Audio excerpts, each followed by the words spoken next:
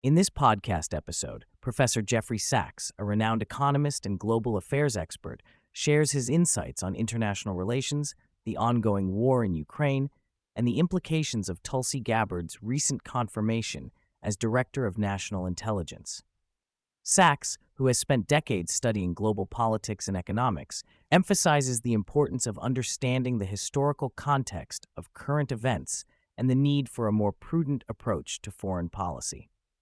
Sachs begins by reflecting on his early encounter with Hungarian Prime Minister Viktor Orbán, whom he met in 1989 as Hungary was transitioning away from Soviet control.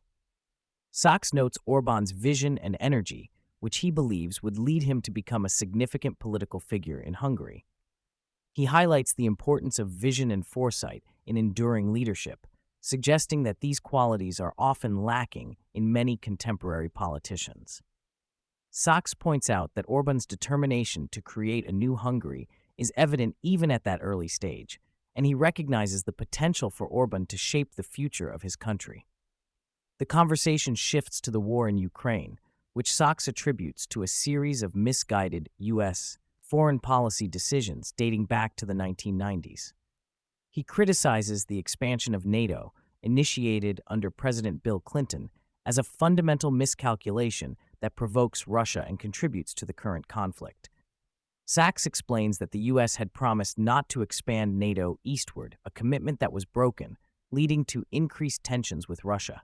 He emphasizes that the U.S. approach to NATO expansion is not only provocative, but also detrimental to global stability. Sachs also discusses the U.S. withdrawal from the Anti-Ballistic Missile Treaty in 2002, which he describes as a destabilizing move that undermines nuclear deterrence between the U.S. and Russia. He argues that these actions set the stage for the current conflict in Ukraine, exacerbated by the U.S. support for the overthrow of Ukrainian President Viktor Yanukovych in 2014. Sachs laments that the U.S. fails to acknowledge the consequences of its foreign policy decisions, which have led to significant loss of life and instability in the region. Sachs expresses optimism about recent developments, particularly a phone call between President Trump and President Putin, which he describes as a historic moment for peace. He notes that this is the first direct communication between the two leaders since the onset of the war, and he praises Trump's acknowledgment of Russia's concerns. Sachs highlights the significance of the new U.S. Secretary of Defense's statement that Ukraine will not be joining NATO, viewing it as a crucial step toward de-escalation and a potential pathway to peace. He argues that the U.S. has long been trapped in a mindset of dominance, failing to recognize the importance of cooperation and mutual respect with other nations. Sachs emphasizes that a multipolar world requires a shift in U.S. foreign policy, moving away from the arrogance of power that has characterized American diplomacy for decades. He points out that the U.S. must learn to coexist with other powerful nations rather than attempting to control them. The discussion then turns to Tulsi Gabbard's confirmation as Director of National Intelligence. Sachs praises Gabbard for her intelligence and integrity, noting that she consistently advocates for a more rational and less militaristic approach to foreign policy.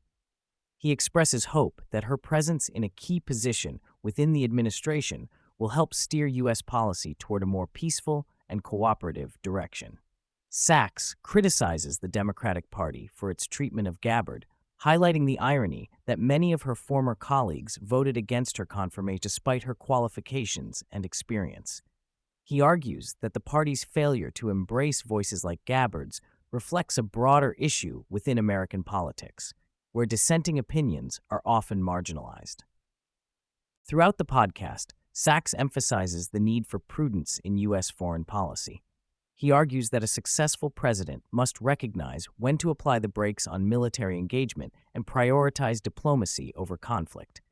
He cites historical examples of presidents who successfully navigated complex international situations by exercising restraint and seeking peaceful solutions.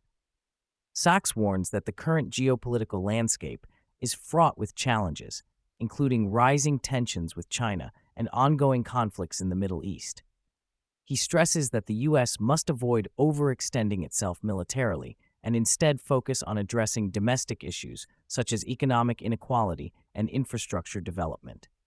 He expresses concern that the U.S. is at a critical juncture where the choices made in the coming years will have lasting implications for both national and global stability.